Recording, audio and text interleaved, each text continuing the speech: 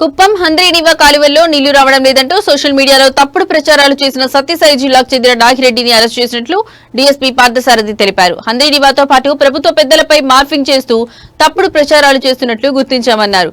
హంద్రీనివాపై తప్పుడు కథనాలు ప్రచురించిన ఓ పత్రికపై సైతం కేసు నమోదు చేసినట్లు ఆయన వివరించారు.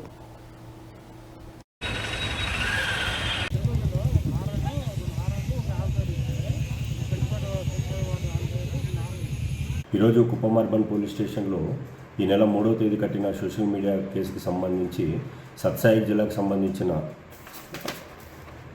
నాగిరెడ్డి అనే వ్యక్తిని అరెస్ట్ చేయడం జరిగింది.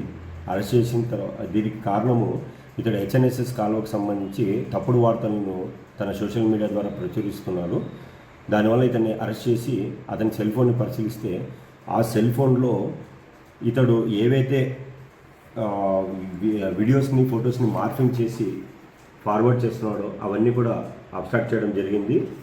అలాగే తన సోషల్ మీడియాను పరిశీలిస్తే ఈ హెచ్ఎన్ఎస్ఎస్ కాలంకు సంబంధించిన అవాస్తవాలతో పాటుగా ప్రభుత్వ పెద్దలను కూడా కించపరుస్తూ, అధికారులను కించపరుస్తూ ఇవన్నీ కూడా వీడియోస్ ఫొటోస్ తయారు చేసి ఫార్వర్డ్ చేస్తున్నాడు.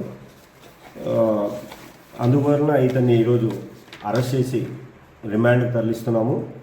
అలాగే 2 రోజుల క్రితము హెచ్ఎన్ఎస్కి సంబంధించిన ఇంజనీరింగ్ డిపార్ట్మెంట్ వాళ్ళు ఇటువంటి తప్పుడు వార్తలు ఎన్ఎస్ఎస్ కాలువ మీద ప్రచురించిన ఒక దినపత్రిక మీద కూడా కంప్లైంట్ చేయడం జరిగింది.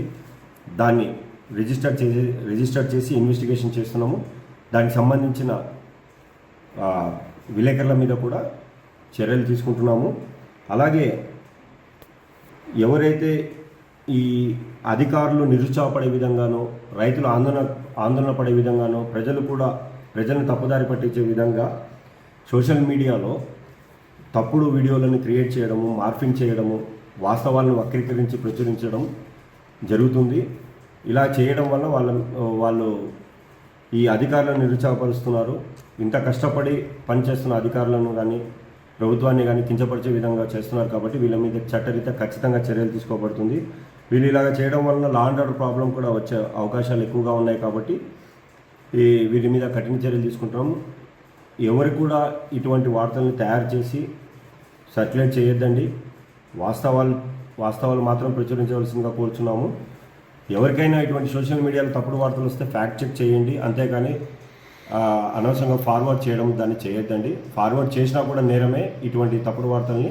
కాబట్టి అందరూ కూడా ప్రజలు కూడా గుర్తించి